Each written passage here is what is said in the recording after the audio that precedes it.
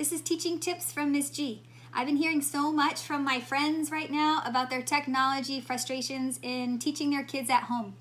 Me and my own house, we're trying to get our kids the old laptop rejuvenated and working so that my 4th grade son can get on his Zoom meeting or can get to his math lesson that's online. My daughter, we had the printer hooked up and then something happened this morning and she couldn't print out the material she needed for her middle school. So I totally get it, and I feel all the frustrations that you guys do, especially in that time crunch. Just really quick, remember that everybody in our nation right now is pretty much going through this same thing. And even when my friend in LA and her kids are on their Zoom meeting, maybe they're also reading their book because the teacher didn't admit them into the class yet. Or another parent, the child got into the Zoom meeting, but then it's like pixelated and there's so many students on there that for some reason the bandwidth just isn't big enough and they're not getting through.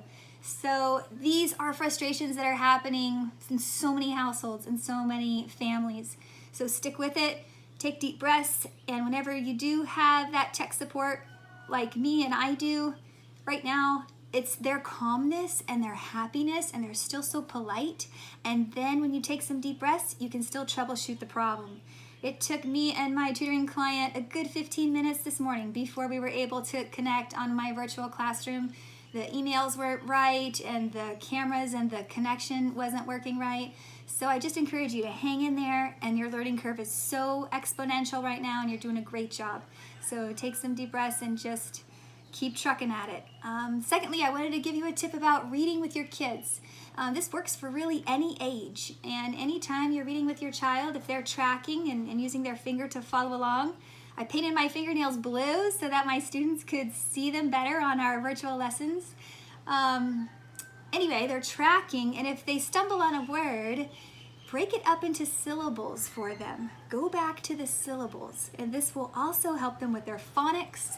It will help them with their suffixes and their root words.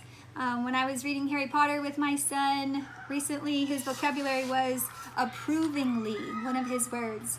And so that one's kind of fun because it has the ing at the end, that's a suffix, but then the ly after that, approvingly.